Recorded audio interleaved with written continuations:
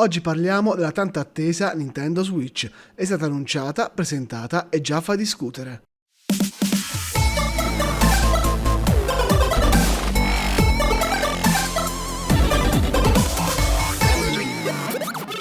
Tra prezzi, bundle e tech demo a pagamento, Nintendo ha già acceso parecchie polemiche. Io vi racconto tutto quello che penso riguardo la nuova Nintendo Switch, però voglio anche sapere il vostro parere sotto nei commenti. L'annuncio della console è avvenuto il 16 gennaio del 2025, ma solo il 2 aprile la console è stata mostrata ufficialmente. Un evento quindi attesissimo, ma dove sono scoppiate parecchie polemiche. La vendita della console è stata annunciata in due versioni, una console solo base senza giochi a 469 euro e una in bundle con il gioco a 509 euro. Facciamo però un piccolo confronto. La prima Nintendo Switch, se non sbaglio, è uscita nel 2017 a circa 329 euro. Quindi, se facciamo un paragone con la nuova, abbiamo un rincaro di ben 140 euro. E questi 140 euro in più pare non siano stati ben accettati dalla community. Infatti, durante il Nintendo Direct della presentazione della console, tra i vari commenti spuntava sempre la frase "Drop the price", ovvero Nintendo abbassa il prezzo. E se il prezzo fa discutere, parliamo dei giochi. Il titolo di lancio della console è Mario Kart World Tour.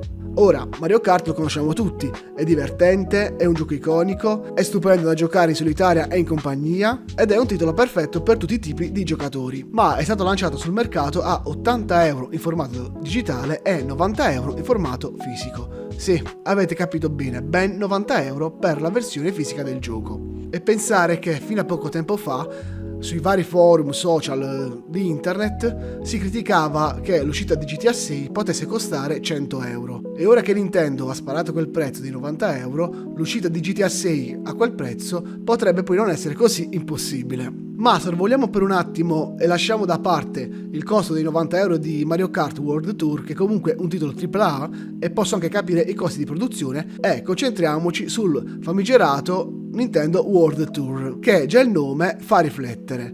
Onestamente, per me, chiamare qualcosa col titolo Welcome e poi metterla a pagamento è un controsenso. È come se noi scarichiamo un'app sul nostro telefono e appena avviata esce subito un pop-up che dice "Benvenuto, per poter continuare a procedere col tutorial dell'app, paga". Ma come? Che razza di benvenuto è questo? In qualsiasi contesto, il contenuto del welcome è qualcosa che ti deve accogliere, ti deve coccolare, ti deve invitare a proseguire questo viaggio, che ti fa sentire parte di qualcosa. Invece qui ci troviamo davanti a una sorta di tech demo interattiva venduta come contenuto extra. E io onestamente questa cosa non la trovo concepibile.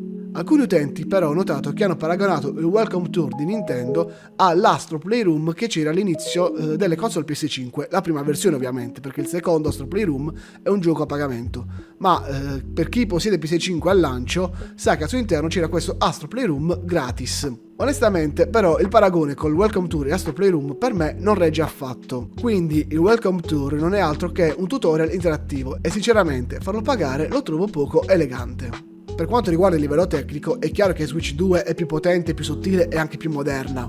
Lo schermo è un LCD a 7,9 pollici con HDR10 e refresh rate a 120 Hz, ma molti si aspettavano la versione OLED, però conosciamo Nintendo, con molta probabilità la versione OLED uscirà tra qualche annetto. Poi abbiamo 256 GB di memoria rispetto ai 4 GB della prima Switch e ovviamente espandibile fino a 2 TB. C'è il Wi-Fi 6, il Bluetooth, la connessione LAN tramite DockStation e ovviamente un nuovo processore targato Nvidia.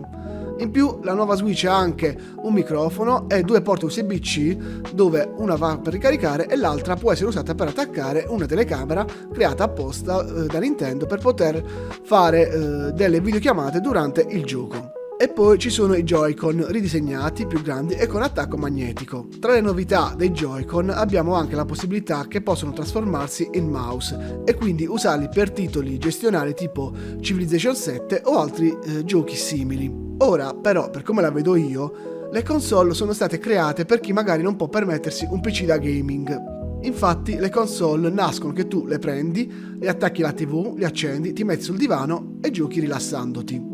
E per quanto la Nintendo Switch sia una console ibrida, sono convinto che la maggior parte delle persone la userà attaccata alla TV stando sul divano e non su una scrivania magari attaccata a un monitor per poter usare la funzione del mouse. Ma anche se la usiamo in portabilità, difficilmente voi userete la console col mouse, la userete sempre in modalità handling, quindi tra le mani. Alla fine la funzione di trasformare il Joy-Con in un mouse è comunque una funzione interessante, sia chiaro, però credo sia più una funzione di nicchia e non per il grande pubblico Nintendo, perché come sappiamo alla fine Nintendo punta molto sulle famiglie.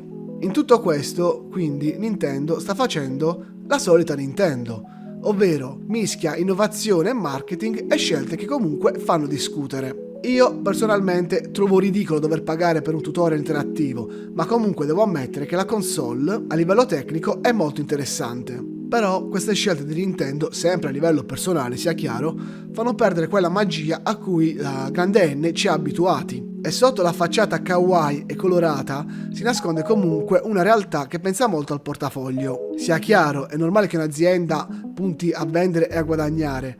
E badate bene, non voglio fare il moralista o lo snob, ma un minimo di attenzione al consumatore, soprattutto in un lancio, sarebbe stato gradito. Insomma, Switch 2 ragazzi è realtà ed è una console che divide.